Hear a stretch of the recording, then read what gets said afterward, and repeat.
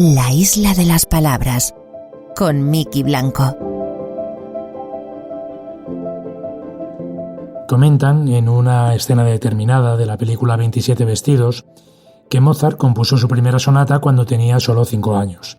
También que Picasso, por ejemplo, descubrió su talento para la pintura cuando tenía 9. Quien pronuncia esas palabras en la escena recuerda que en su caso tenía 8 cuando descubrió su propósito en la vida.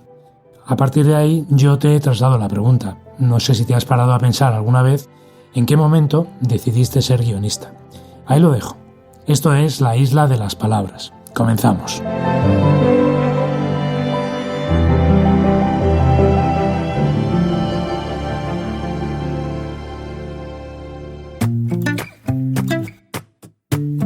Una página, un minuto. Bueno, pues vamos ya con esas preguntas que nos enviáis todas las semanas a través de notas de audio, en las que nos planteáis vuestras dudas de guión. Hoy nos acompaña Carlos López. Carlos es periodista, dramaturgo, guionista y productor ejecutivo. Para el cine ha escrito, entre otras películas, Una casa en las afueras, Los años bárbaros o La niña de tus ojos. En televisión ha formado parte también del equipo de Las noticias del Guiñol y ha escrito para series como Turno de oficio, Mujeres o El síndrome de Ulises. Ha sido además coordinador de guión del Príncipe y ha sido productor ejecutivo de la miniserie del 11M. Actualmente es el showrunner de la segunda temporada de la serie H de Netflix. Carlos, ¿qué tal? Bienvenido. Hola, ¿qué tal? ¿Cómo estáis? Encantados de que estés con nosotros.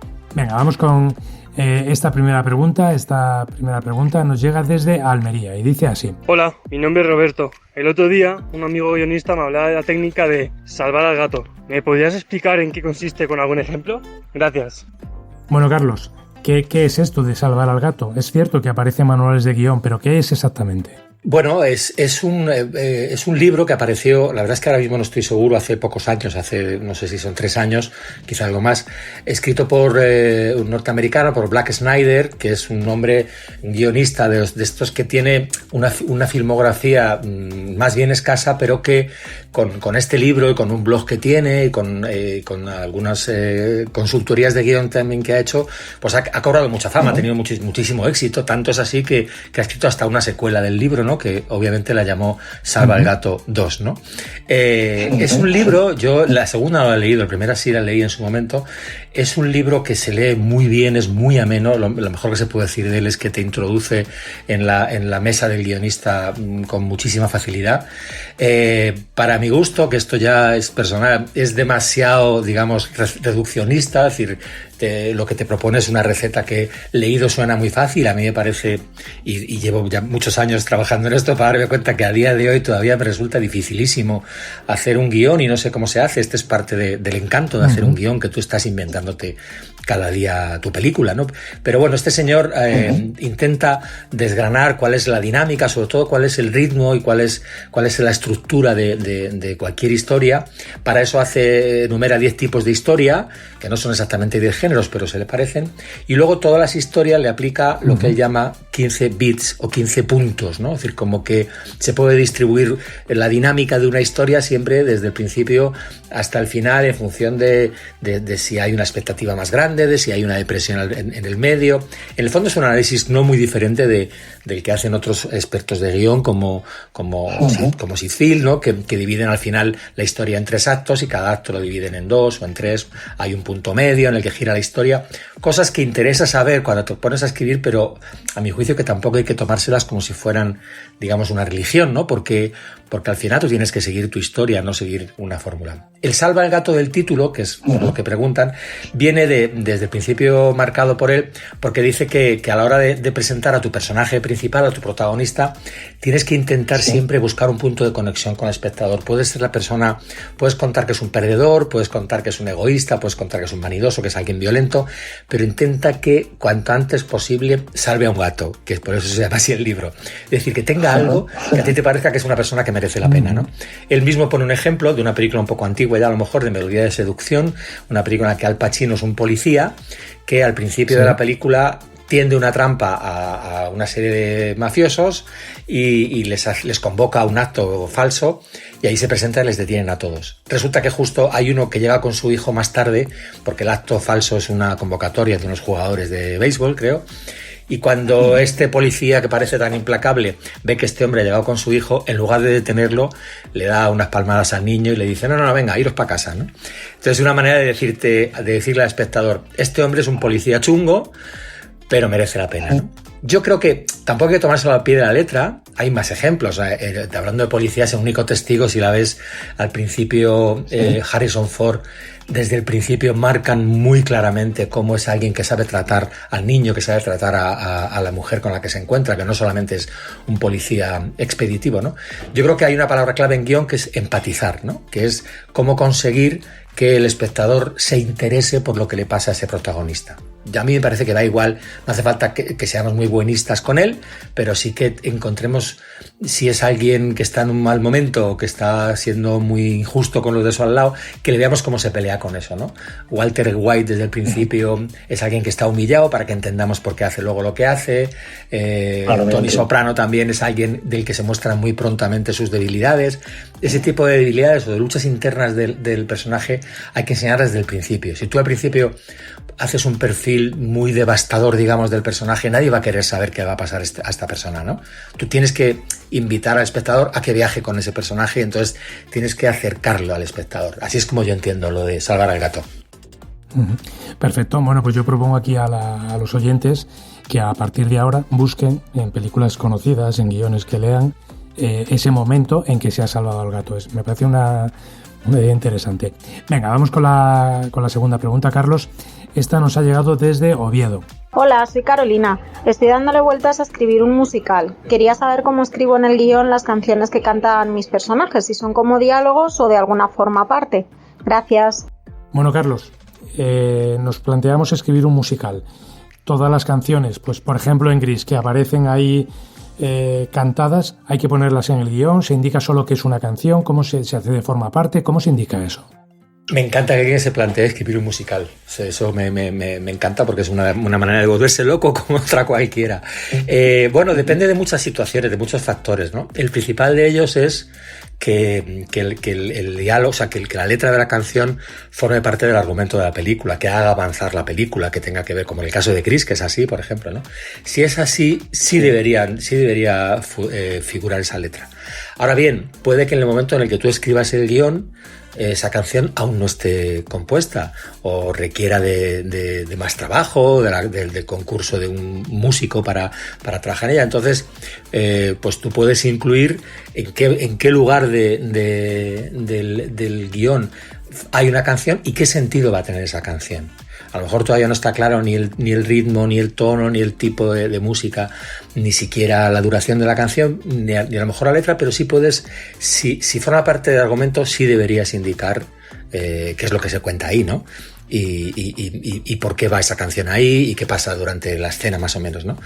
También puede ser, hay veces que hay musicales que se organizan en torno a canciones que no son originales, o sea, canciones ya preexistentes, ¿no? Canciones de hace 10, 20 o 40 años. En ese caso, que a veces te encuentras con guiones que citan canciones de otro autor o de otra época, pues hay que tener cuidado porque a veces damos por hecho que vamos a contar con canciones cuyos derechos requieren una negociación, ¿no? Y entonces claro, no hay que ser muy viva la Virgen, digamos, y empezar a decir voy a poner un musical y voy a poner esta canción de Eric Clapton, esta de David Bowie y esta de Vetusta Morla. Vete a saber si vas a poder hacer, si te las van a ceder, si va a ser posible o no va a ser posible. Pero vamos, en cualquier caso, sí que, como en todo, lo que incluyas, cualquier material que incluyas en un guión y que te parezca de fuera del guión, incluye aquello que te parezca que forma parte de la historia, que necesitas ponerlo para que se entienda la historia. Perfecto, pues ahí está esa respuesta. Venga, pues vamos con una nueva consulta. Esta nos llega desde Barcelona. Hola, buenas, soy Fernando. Veo en internet que existe la figura del analista de guión. Yo quisiera saber exactamente en qué consiste su trabajo. Muchas gracias. Bueno, Carlos, pues es verdad que muchas veces vemos servicios de consultoría, de análisis de guión. ¿En qué consiste la figura del analista de guión? ¿De qué se encarga? Bueno, el propio título, digámoslo, ya lo dice. Es verdad que cuando estás haciendo un guión, estás bastante más despistado de lo que parece, o aunque no lo estés, si necesitas que alguien te confirme tus temores o tus preferencias, ¿no? De hecho, cuando alguien te da una opinión sobre tu guión, generalmente lo que te hace es, o sea, si te dice aquí hay algo que no funciona, tú ya de alguna manera lo sabías. Esto pasa mucho, ¿no? Muy a menudo los guionistas dejamos los guiones a gente de la que nos fiamos, a colegas, para que nos den una especie de, nos haga una crítica despiadada, constructiva o la que prefiramos. Existe quien se ha dedicado a esto de manera profesional, ¿no? Los analistas. Yo distinguiría entre los que van, digamos, por libre de los que trabajan para un estudio, una plataforma o una cadena, ¿no? Los que van por libre, que digamos que son freelance, tú les contratas y dices, hay gente que yo tengo algún colega, yo la verdad es que he solido dejarme aconsejar por amigos y por colegas, pero tengo algún colega que sí que ha hecho a todo ese servicio, ha llamado a una analista, le ha pagado su salario y a cambio pues ha recibido una serie de informes. Este analista te dice, los buenos analistas que yo he leído, de los informes que he leído, más que darte consejos te hacen preguntas, ¿no? ¿Por qué hace esto este personaje?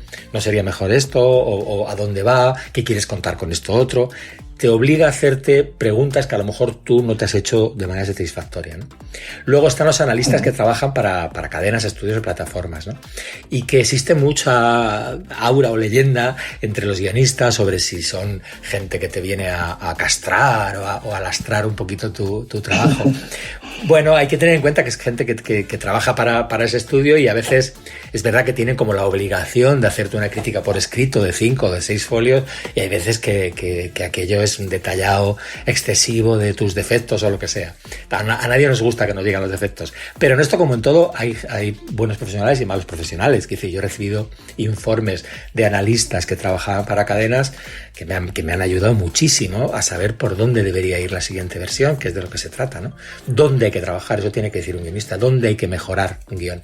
Y luego he recibido informes pues muy malos, la verdad, a los que he intentado, si podía, no hacer caso. Nada más. Pero es una profesión que yo creo que está al alza y sí que me parece, eso, el último que quería decir de esto es que a veces es peligroso. Yo creo que si eres analista de profesión es difícil que seas guionista, o estás en un lado o estás en otro. A veces los que muy tempranamente en su carrera empiezan a ser analistas para productoras también o para cadenas se están alejando del trabajo de guión porque al final es una línea que estás en un lado o estás en otro, ¿no? En tu cabeza, me quiero decir, ¿eh? No tanto que sindicalmente te vayan a decir algo, pero en tu cabeza te pones en un sitio diferente, ¿no? Vale, pues ahí está la figura del analista de guión. Vamos ya con la última pregunta, si te parece, Carlos. Esta nos ha llegado desde Cádiz. Hola a todos, soy Bárbara. Tengo en la cabeza la idea de una película de época, pero me gustaría saber hasta qué punto tengo que indicar y detallar en mi guión la ropa que visten mis personajes, o eso se lo dejo en manos del departamento de vestuario. Gracias. Bueno, Carlos, pues tú además que estás ahora mismo recientemente encargándote de la segunda temporada de H, en el que el vestuario cobra mucha importancia, seguro que nos puedes orientar muy bien sobre esta pregunta. Pues es una pregunta que me parece muy, muy adecuada, la verdad, porque muchas dudas tienen los guionistas cuando empiezan a escribir época y hay un montón, no solamente el vestuario, el decorado, hay muchísimas cosas en las que te sientes un poco perdido, ¿no?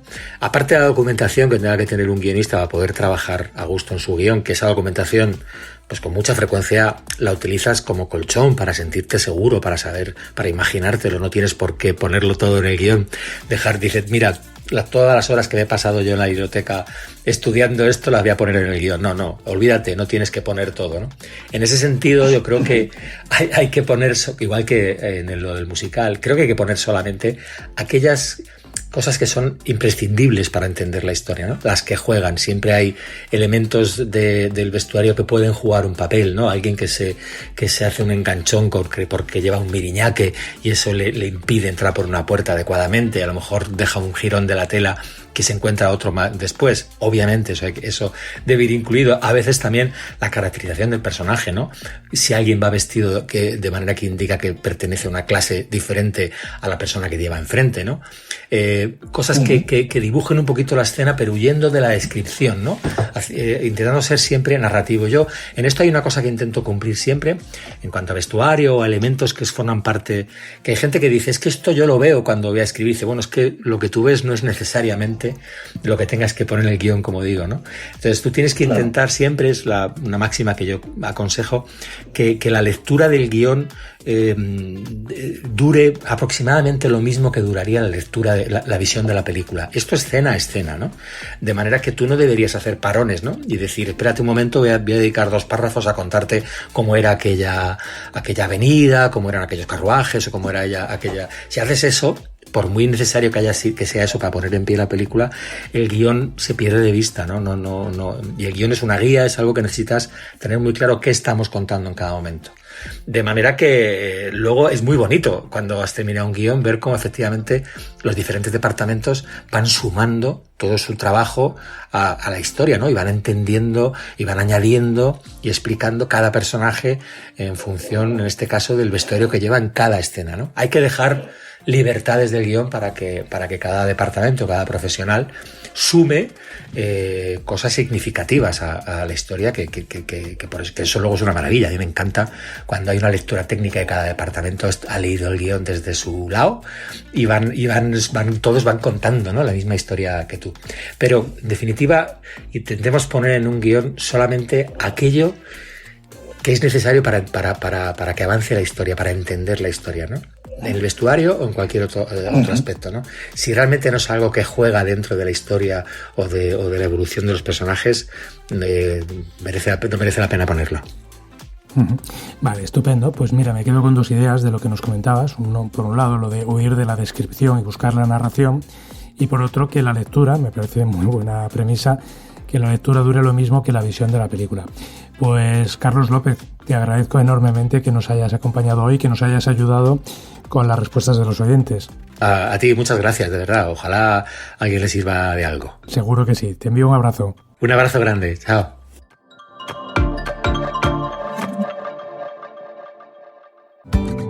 ¿Tienes dudas sobre la escritura de guiones?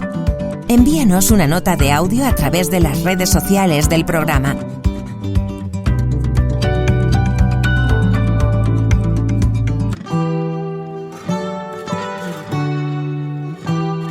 La Isla de las Palabras, el podcast de Isla Aventura.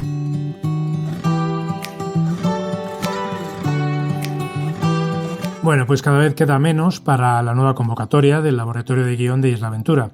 Ya sabéis que los autores de los proyectos elegidos pasan un año entero escribiendo su guión bajo la batuta de guionistas de primer orden.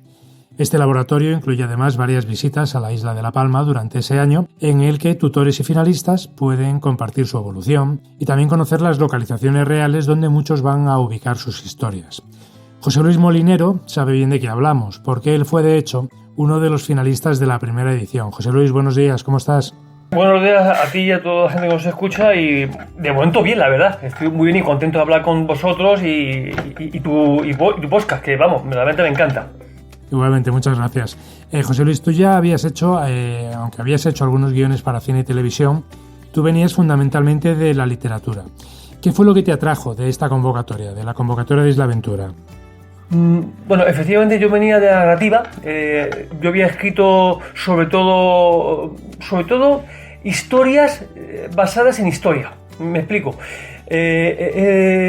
Mis ambientes son, casi todos los que yo he escrito están relacionados con la historia de nuestro país. Entonces, cuando vi la oportunidad y la aventura, es que lo vi claramente. Digo, aprovechando que el golpe de Estado del año 36 fracasó en La Palma, algo que poquita gente sabe, muy poquita gente lo sabe, pues digo, tengo que hacer, en base a ese hecho histórico trascendental, pues tengo que montar una historia, tengo que construir una historia. Por supuesto, una historia basada en la historia, en la historia real de lo ocurrido. Y nada, lo vi claramente y bueno, pues me lancé y tuve la suerte de ser elegido.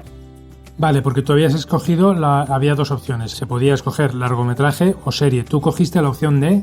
De series, efectivamente, sí. Antes no lo he dicho, efectivamente. Cogí series porque creo el desarrollo de un asunto tan importante, tan trascendental, creo que merece muchas horas. Una película son como máximo 2 horas y las series te permite presentar a los personajes, presentar el ambiente y presentar detalles que son cruciales para que el espectador entienda realmente lo que pasó allí.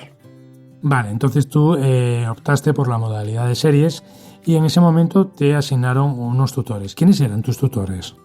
Mis tutores, bueno, tuve dos tutores, tuve Jordi Gaddafi y Javier Olivares, y bueno, la verdad es que solo puedo decir cosas positivas. Realmente, mira, te voy a hacer un dato y yo creo que es importante.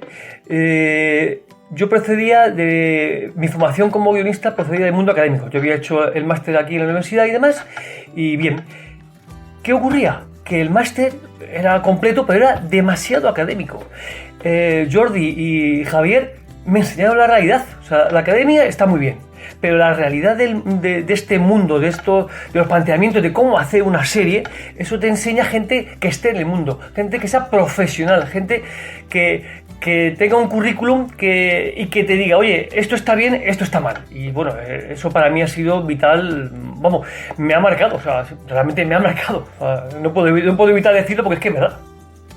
Vale, así que optaste por una serie, te asignaron los tutores, a Javier y a Jordi, y a partir de ahí, bueno, tú te pusiste en marcha con tu proyecto que se llama Isla Bonita bajo nube oscura. ¿Qué es lo que cuenta tu historia?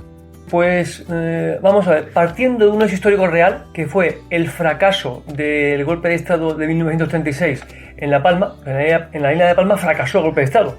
En cualquier manual de historia dice, las Canarias cayeron. No, cayeron las Canarias, pero no cayó La Palma.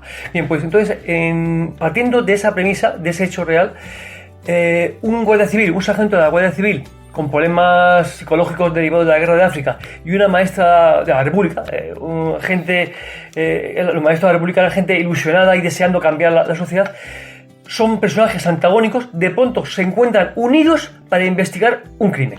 Hay un asesino en serie y estos dos personajes tan distintos, que es un guardia civil de los años 30 y año 36 y una maestra de la República del año 36, se tienen que unir para buscar al asesino. En mitad de lo que es el golpe de Estado, el pregolpe de Estado que finaliza el 18 de julio del 36, al mismo tiempo que ellos descubren al asesino, se produce el golpe de Estado, que fracasa. Una vez que tenías ya escogido el título de tu serie, el tema, cómo lo ibas a hacer, y ya tenías a Jordi y a Javier como tutores, ¿cómo fue el proceso a partir de ahí? Es decir, ¿qué pasó, por ejemplo, hasta en esa primera parte del laboratorio? Yo, después de las reuniones que tuvimos con ellos en La Palma, en la primera visita, pues se marcaban unas fechas y unos materiales que teníamos que remitir. Claro, los tutores no solamente nos tutorizan, sino además nos controlan que realmente estamos trabajando, más una cosa lógica, vamos. Entonces, yo cuando envié el material, pues me pasó una cosa, tuve la suerte de que me pasó una cosa que me hizo aprender. Y es que, te resumo, cuando envié la escaleta, me dijeron, mira, así no. O sea, el resumen, ellos lo dijeron de forma muy educada, muy suavemente, para no herir mi sensibilidad, pero el resumen era eso. Así, no. Como sigas así, vas a fracasar. Entonces, claro, yo al principio, pues, me impactó, porque digo, Dios mío, pero si yo he hecho lo mejor que he podido, ¿cómo puedo fracasar? O sea, ¿dónde está el fallo?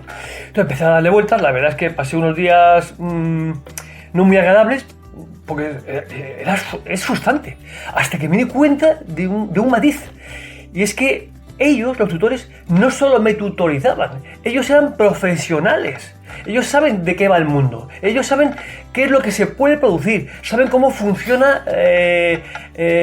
todo este mundo de las series.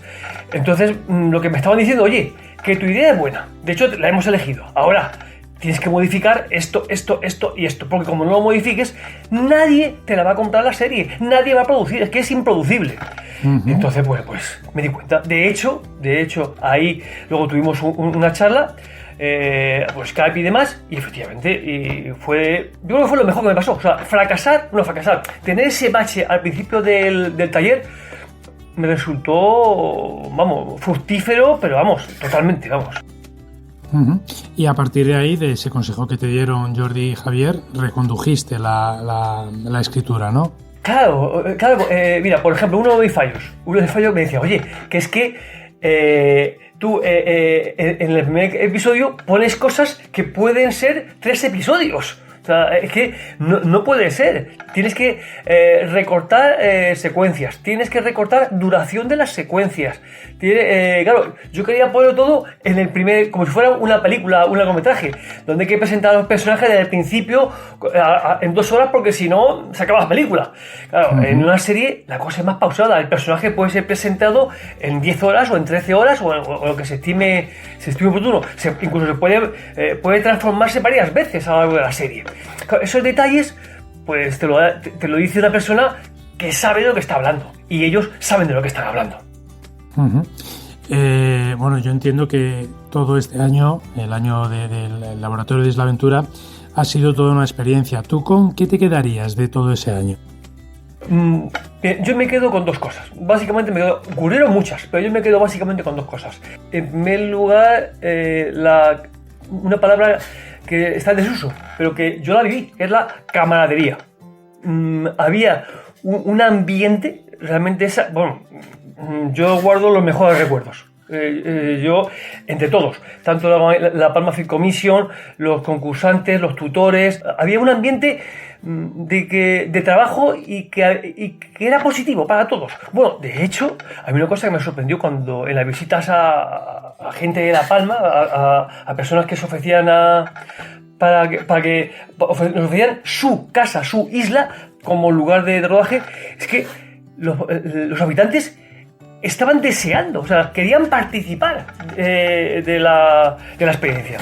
Eso en primer lugar. En segundo lugar, aprender.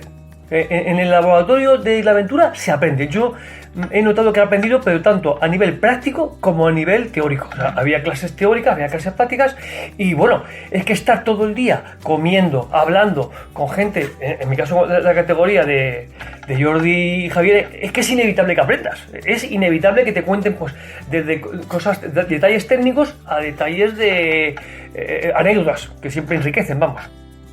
José Luis, tú nos decía al inicio que tú venías de la literatura. ¿Te fue muy difícil el paso de la literatura a lo que es el guión audiovisual? No. Para mí, yo cuando escribo, yo empecé escribiendo ensayo hace muchos años. Cuando me pasé a la narrativa, yo visualizo lo que estoy escribiendo. O sea, yo no puedo evitar visualizar. ¿Por qué ocurre esto? Mira, te voy a dar un ejemplo real. Hay una serie. Hace unos años inventé un personaje que es un detective privado ubicado en el siglo II en la Hispania romana, en pleno Imperio Romano, en Hispania. Ubico aquí este detective. Entonces, este detective, yo para cada trabajo, para cada episodio, hay 3 publicados. Los 3 han sido premiados, una cosa curiosa. En cada episodio yo hago un trabajo previo. Entonces si hablo, por ejemplo, del anfiteatro de Santiponce, de aquí en Andalucía, en Sevilla, pues yo es que lo visualizo, sé cómo es, he investigado cómo es. ¿Qué ocurre? Que pasar de mi narrativa, que yo narro cómo son las cosas, cómo son los personajes, a el guión, pues me resultó bastante fácil. Porque lo único que tengo que hacer es esas imágenes que estoy viendo, convertirlas en palabras y guión. ¿Dónde está la dificultad? La dificultad es en los pensamientos, pero gracias a Jordi y a Javier, bueno, pues me han enseñado cómo se pueden llegar a visualizar sin decirlos los pensamientos. Eso es importante. José Luis, si tuvieras que convencer a alguien para que se anime a participar en Isla Aventura, ¿qué le dirías? Bueno, yo creo que no hace falta convencerlo, porque yo conozco ya 2 personas que están deseando que se haga la convocatoria. O sea, están deseando que se haga la convocatoria. Pero esta gente sí que me preguntó, ya están convencidos. Ojo, ya estaban convencidos de participar. Y me dije, oye, ¿y qué tal? ¿Qué se hace? ¿Qué ganas? Y entonces yo me dije lo siguiente. Aprendes, sientes, tienes sensaciones distintas a las normales, y sobre todo vives una experiencia increíble. Es que no se puede decir con palabras. Es que ves que tu proyecto es realizable. Es que lo ves, porque vas a las localizaciones, hablas con la gente que pueda ayudar. Es que es increíble. El laboratorio es lo mejor, vamos, la verdad, es lo mejor. Pues José Luis Molinero, autor de Isla Bonita bajo nube oscura, te agradezco que nos hayas acompañado hoy en la Isla de las Palabras. Pues la verdad, yo solo tengo... No hay nada que agradecer porque estoy encantado de participar con vosotros y desde luego contar conmigo para lo que haga falta, vamos, eso está clarísimo, vamos.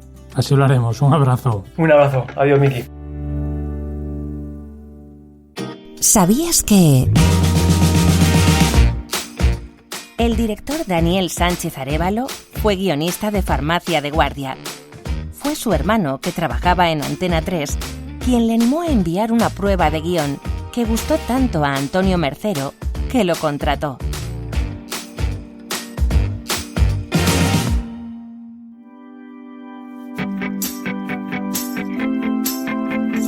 Secretos de guionista. Hola, ¿qué tal? Soy Javi Valera, guionista. He trabajado en muchos programas, tipo El Intermedio, La Resistencia, Leitmotiv, Noche H, también en algunas ficciones, como con El culo al aire, Los González, y en la que estoy escribiendo ahora mismo, que es un proyecto secreto. Me encanta decir proyecto secreto, parece que es como una misión de la CIA o algo, pero es una serie que aún no se ha anunciado y por eso no puedo deciros el nombre, pero va a estar muy bien. Salen personas haciendo cosas. Yo soy un guionista bastante nómada, tengo portátil y me gusta mucho escribir en cafeterías, por ejemplo. No sé muy bien por qué, yo creo que es porque siento más la presión del tiempo. Es como, no, mira, esta gente tiene que cerrar, yo estoy escribiendo y cuando me apuro todo lo que puedo y cuando van a chapar algo, pues me voy y ya está. Y esa ha sido mi jornada. No necesito silencio absoluto, yo creo, porque mis primeros trabajos, y durante muchos años, fueron en programas. Los programas generalmente se escriben en redacciones petadas de gente gritando todo el tiempo porque siempre hay emergencias. Así que yo me acostumbré a trabajar así y por tanto no necesito silencio absoluto. Sí que soy diurno, pero tampoco quiero madrugar. Yo creo que tengo como mi pic de trabajo está entre las 12 y las 12 y cuarto de la mañana. O sea, esos 15 minutos son perfectos. El resto del día soy la mierda. Me gusta pensar como una estructura previa, pero es verdad que me da mucho miedo la página en blanco y entonces lo que hago es coger la página en blanco y ensuciarla con todo lo que me pase por la cabeza. Posiblemente de lo que escriba en esa primera batida de, ya te digo, yo que sé, un minuto escribiendo a lo loco, se quede cero absoluto. Pero por lo menos la página no está en blanco y esas ideas pueden llevar a otras ideas. Es como una especie de brainstorming conmigo mismo. Todo lo que escribo sale un poco de mí. O sea, soy bastante introspectivo y creo que saco pero lo peor de mí mismo, porque lo peor es lo que más material da, sobre todo para la comedia, y lo proyecto en todos los personajes. No es que sea de mí, es que yo tengo que entender a ese personaje para escribirlo. A mí la comedia desde la desesperación se me da especialmente bien, porque conocer los Monty Python, cuanto más alta te llega la mierda, tienes que reír más alto. Sí que muchas veces por la noche digo, tengo esta idea, tal, voy a apuntarla, y es un poco un coñazo. Pero bueno, ahora que tienes siempre un móvil en la mano, siempre puedes apuntar ideas geniales, que al día siguiente te despertarás, leerás y dirás, no son geniales, esto es una tontería. Pues nada, muchas gracias. Y esta es mi casa. No sé si he hecho un vídeo para un podcast de guión o para la revista AVE. Tips de guión.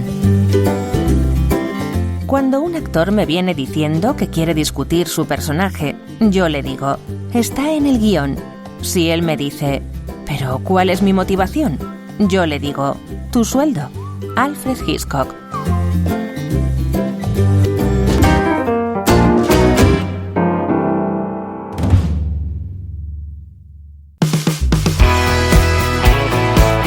La Isla de las Palabras, el podcast de los guionistas.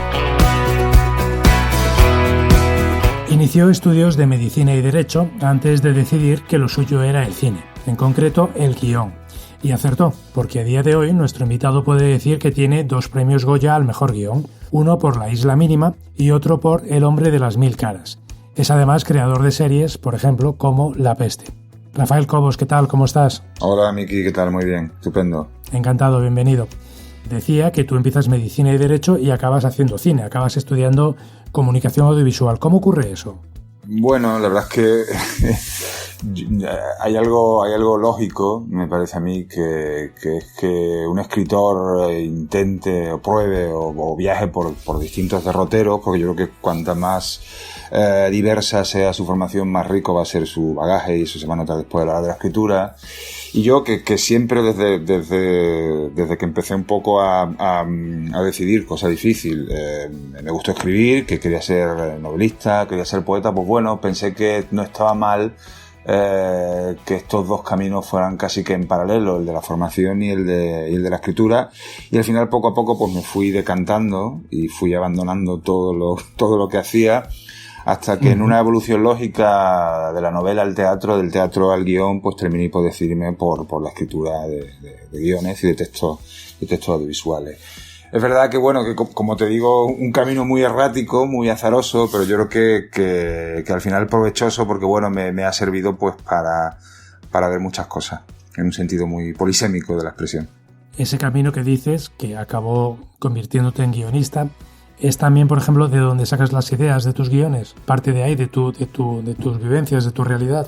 Bueno, es verdad que utilizando esa palabra tan extraña que es el estilo, aquellas cosas que me preocupan están muy pegadas a la realidad. Es decir, que probablemente en este sentido sea como un escritor como muy empírico, que trabaja muy autorreferencial, muy a partir de determinadas experiencias, o por lo menos muy a partir de determinadas cosas que yo considero cercanas a la verdad. Y si es así, pues probablemente la respuesta a tu pregunta sea exacto, ¿no? Es correcto. Digamos que es esa cosa también que llamamos inspiración, o lo que hay detrás de lo que nos interesa contar, de lo que nos interesa hablar, muchas veces está relacionada con aquello que veo y aquello que me rodea, y como te decía antes, mi propia experiencia personal, ¿no? Y tendrá que ver seguro con cuál ha sido mi viaje hasta llegar a este punto. Uh-huh.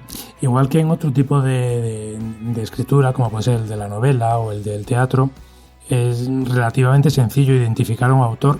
¿Tú crees que si alguien lee el guión cinematográfico, que es un poco más aséptico, por decirlo de alguna forma, si alguien lee tus guiones, sabe que son de Rafael Cobos? Eso sería fantástico, ¿no? Sería fantástico porque significa que tienen... Bueno, sería fantástico, sería terrible. Terrible porque alguien identifique repetición, y fantástico porque alguien identifique, como estábamos diciendo antes, un carácter, un estilo, ¿no? Una especie de impronta.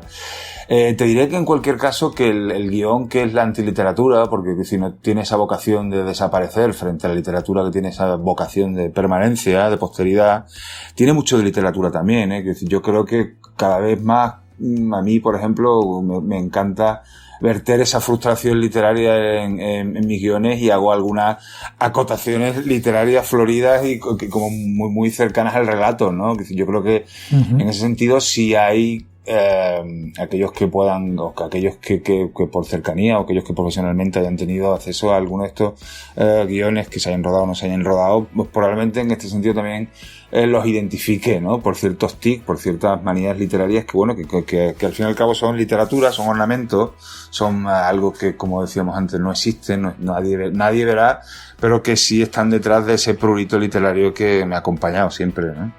Claro, te lo decía precisamente por eso, ¿no? Porque siempre hay un poco como la idea de que la escritura de guiones es muy poco descriptiva y tiene poco de literatura, ¿no? Entonces, tú viniendo del teatro, no sé si eso es un poco un arrastre, ¿no? Como una deformación profesional.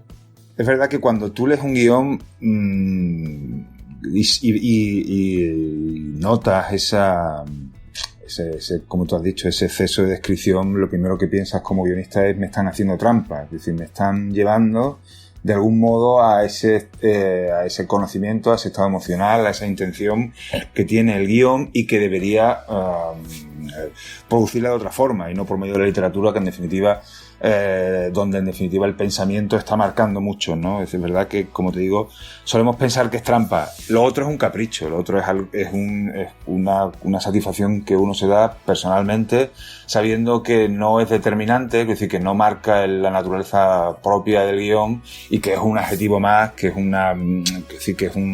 casi que, como te digo, un antojo, sé que no voy a cambiar nada con esta acotación que voy a dar aquí porque no es crítica, pero me la voy a permitir. Sí, me la voy a permitir porque de alguna forma, si esto lo va a leer alguien con la intención de dirigirlo, probablemente le vaya a llevar no a una realidad determinante, como te digo, el guión, pero sí a un estado emocional, sí a un color, sí a una textura, sí a una atmósfera o algún ambiente que probablemente sí sean importantes en el conjunto del guión, ¿no? Uh-huh. Hablando un poco de tu forma de escribir los guiones de tus películas, yo quería saber cómo funcionas, cómo es tu mecánica. Es decir, ¿eres de los que empieza a escribir desde el principio o eres de los que se tira meses preparando las ideas y haciendo una escaleta y empieza a dialogar al final? ¿Cómo funcionas en ese sentido?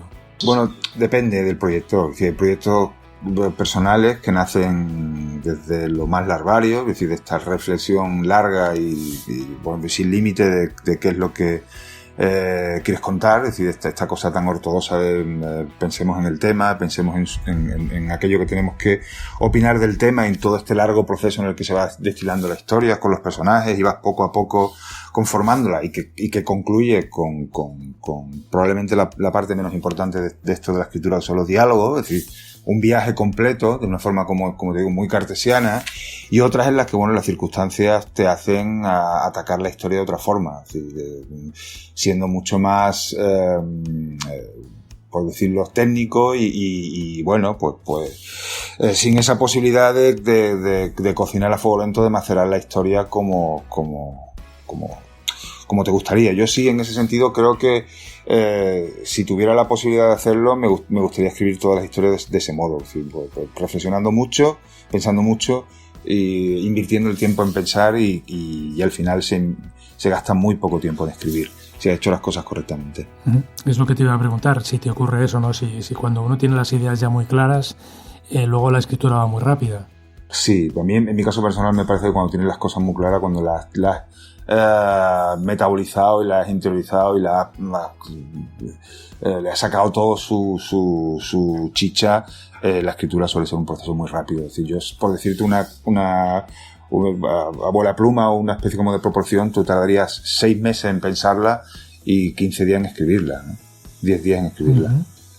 Aproximadamente, digamos que sería la proporción. Es decir, lógicamente una escritura rápida que habría que trabajar, pero sería ideal, ¿eh? Entre 5 o 6 meses pensar y 15 o 20 días trabajar la primera versión. Uh-huh. Tú, por ejemplo, escribes muchas de las películas y muchos de tus proyectos los escribes con Alberto Rodríguez, con el director, y he leído en alguna entrevista tuya que tú decías que tú eres el lápiz y él es la goma. Me gustaría que nos ampliaras un poco esa idea. Sí, bueno, la verdad es que hay algo concreto a la hora de referirme al trabajo que hago con Alberto, pero también hay algo, yo creo que extensible a otros casos. Que normalmente el director cuando recibe el guión, haya participado desde el principio, no haya participado desde el principio, lo va a dirigir, lo edita, lo transforma, lo hace propio, y ahí hay un proceso importante de trabajo por parte del director. Y por eso te digo que en un sentido general el director suele borrar porque de alguna forma está llevando el texto a su terreno, que está ya de alguna forma dirigiendo. En nuestro caso concreto, de alguna forma porque yo soy el que escribe, yo soy el que va desarrollando esta historia que trabajamos los dos, y él por detrás, pues como te digo, va haciendo esta tarea un poco de reconducir, de redirigir, es el director, y de editar el texto, que será el definitivo y que se encargará de dirigir. Uh-huh.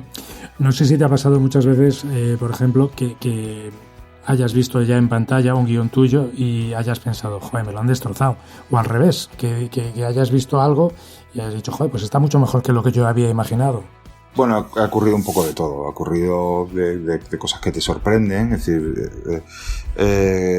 extractos de un guión que son pequeños, en principio futiles dentro de todo el conjunto de la historia, que después casi que florecen, convirtiéndose en secuencias fantásticas, y secuencias que prometían ser increíbles se han después desfondado, muchas veces no por una razón de la propia dirección, sino porque a lo mejor la propia secuencia has descubierto con el tiempo que no era ni tan brillante ni tan crítica. Es decir, yo creo que hay un poco de todo, ¿no? Es decir, momentos en los que no sientes que haya habido identificación entre el texto que ha escrito y la recepción que ha hecho del director, y casos en los que, por el contrario, ha habido un ejercicio de multiplicación, como es todo el proceso de gestación de la película, en que cada departamento va multiplicando aquello que recibe hasta convertirlo en algo mucho mejor de lo que tenías en la cabeza, ¿no? Es decir, un poco de todo, un frito variado. Es mucho más satisfactorio cuando descubres que eso que pensaste, eso que soñaste por primera vez, realmente era válido, era bueno, o por lo menos cumple la función con la que lo escribiste. Es mucho más satisfactorio que descubrir que te equivocaste o que ha habido alguien que se ha equivocado a la hora de interpretar tus textos, ¿no? Claro. En ese sentido, yo no sé si has tenido que adaptar tu estilo a escribir en tiempos de Netflix, en tiempos de las plataformas digitales. Claro, bueno, cada historia lleva, yo creo que pareja un formato, y cada formato lleva parejo un método y una forma de atacarlo. Es decir, yo creo que ahora mismo tenemos muchas posibilidades al respecto, y tenemos muchas, aunque las circunstancias hagan que el cine esté viviendo un momento complejo, y los rodajes también, pues, vinculados a las plataformas, estén viviendo un momento difícil. Cada formato, como te decía, pues tiene una serie de intríngulis y tiene una serie de unas particularidades que lógicamente afectan a la hora de escribirlo. Claro que sí. Antes y ahora, es decir, que el formato te da la escritura y la escritura te da el formato, o sea que es una cosa que digamos que hay una comunicación, una retroalimentación que está ahí desde siempre, ¿no? Con la cantidad de contenidos, con la explosión de contenidos que han traído todas las plataformas, ¿ves muchas cosas que te parecen espantosas ahora cuando ves la tele? Si te digo la verdad, no sigo muchas series, ¿eh? Me cuesta trabajo. Me cuesta trabajo, es verdad que cuando la encuentro sí me la bebo, pero no te creas que tengo una relación muy feliz con las series que ahora mismo hay en plataforma. Cuando puedo, fundamentalmente prefiero ver películas, y en ese sentido yo creo que tenemos un cine cada vez mejor, la verdad. Y yo creo que también, por otra parte, es probable, aunque te lo diga desde menos conocimiento, una televisión, entendiéndola en su sentido más amplio, y todas estas plataformas a las que aludes, cada vez mejor, desde luego. Uh-huh. Claro, porque viendo, si uno ve tu currículum, es decir, todos los premios que has ganado, las series y películas en las que has participado, si eso lo trasladáramos a otra profesión, se podría decir en cierto modo que eres una estrella de lo que es tu profesión. Pero ¿hay estrellas del guión en nuestro país? Bueno, ahí, claro, es curioso. Si viviéramos en los Estados Unidos, sin necesidad de extrapolarlo a otra profesión, probablemente yo viviría mucho mejor de lo que vivo. Es decir, yo creo que ahí contiene, de algún modo, parte de lo que estás diciendo. Hay un estatus, hay una valoración, y ¿por qué no? Hay en Estados Unidos guionistas estrellas. Aquí probablemente no hay guionistas estrellas, sino no hay guionistas considerados como tal, pero sí hay, digamos, un reconocimiento a determinados guionistas que, por trayectoria o por resultado de la trayectoria que han ido desarrollando, sean más o menos extensas, se les considera como tal. Y sí hay guionistas que tú sabes que lo que van a escribir funciona, va a ir bien de algún modo y tiene un marchamo de calidad, ¿no? De calidad y de... En ese sentido, bueno, no considerados como estrella, porque yo creo que todavía los guionistas no son ni siquiera considerados, pero sí dentro de los propios guionistas tenemos esa... Yo creo que sí, en el mejor de los sentidos, sabemos juzgar cuando hay un buen guión y cuando hay un guionista de champion, ¿no? Dicho de otra forma, ¿no? ¿Qué crees que tiene que pasar para que realmente sí los guionistas se conviertan actores principales de todo este mercado. Bueno, está ocurriendo, Está ocurriendo. Es decir, hace 10 años era impensable que un guionista estuviera en la promoción de una película o la promoción de una serie, y ahora mismo hay series que se venden con la etiqueta de creada por un determinado guionista. Es decir, yo creo que gracias también, por otra parte, y lo volvemos a traer a la conversación, tú lo decías antes de las plataformas, la visibilidad de los guionistas cada vez es mayor, y no solo la visibilidad, es decir, cada vez se utilizan como identificativos de una determinada calidad, y por otra parte dándole la importancia que yo creo que se merecen. Es decir, como te digo, hace unos años esto era impensable y cada vez ocurre más, ¿no? Gracias a estas plataformas.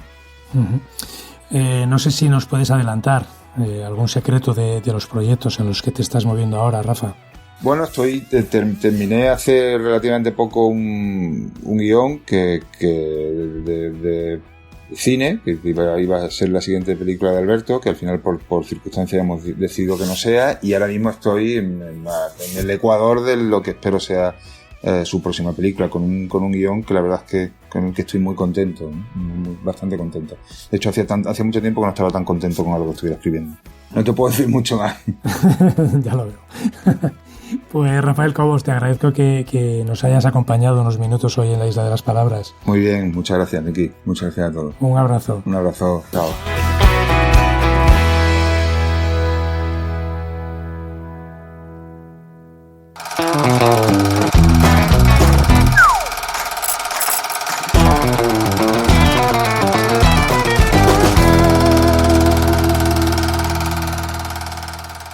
Bienvenido al Cinematón de la Isla de las Palabras. Introduzca la moneda, por favor. Diga su nombre y su profesión para comenzar. Miguel Lago, y soy humorista. Ahora diga su edad. 28 años. Era broma. Comenzamos. ¿A qué actor contrataría para interpretar su biografía? A mí me gustaría que me interpretase Hugh Jackman, pero bueno, ya que sería una película hecha en España, pues tendría que hacerla o Luis Tosar o Antonio Latorre.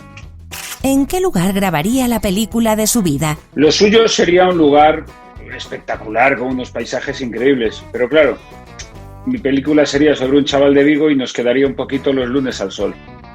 ¿Cuál es la mejor película de la historia? Eso es muy difícil. Yo te puedo decir la película con la que yo me lo he pasado mejor, me he emocionado más y cada vez que la ponen la veo. Que podría ser perfectamente La vida es bella. ¿Y la peor? Uy, pues prácticamente cualquiera con la que no me haya reído o emocionado. Yo necesito que me toque la película.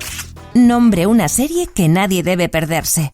El ala oeste de la Casa Blanca, The West Wing, es impresionante. Diga ahora la que le recomendaría a su peor enemigo. Ay, mira, me lo voy a guardar porque hoy me he levantado con muy buen carácter.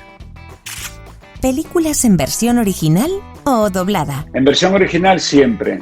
Todo mi respeto y todo mi reconocimiento a los actores de doblaje, pero tengo que ser coherente. Yo siempre que veo algo es en versión original y cuando lo veo con mis hijos también, y además les explico la siguiente frase, que es que quiero ver y quiero que veáis y disfrutéis el trabajo de los actores. ¿Su director favorito es? Martin Scorsese, probablemente. Déjenos bien y cite ahora el nombre de algún guionista español. Pues me voy a quedar con el famoso Cobeaga y compañía, y Diego San José. Ah, y Marta González de Vega, por supuesto. Dígame cuál es la mejor frase de la historia del cine. Lo siento, me he equivocado, no volverá a ocurrir. Para concluir, ¿cuál de estos 3 lugares es mundialmente conocido como la Isla Bonita? ¿La Palma? ¿Palma de Mallorca? ¿Las Palmas de Gran Canaria? Pues supongo que La Palma, porque está en singular. Fíjate qué razonamiento. Perfecto. Hemos terminado. Ya puede recoger sus cinematones.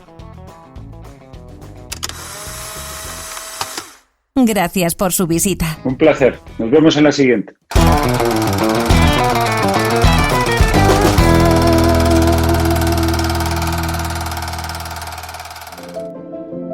Pues esto ha sido La Isla de las Palabras. Espero que os haya gustado nuestro viaje a través del mundo del guión, pero si no ha sido así, recordad que en el fondo nadie es perfecto. Hasta la próxima.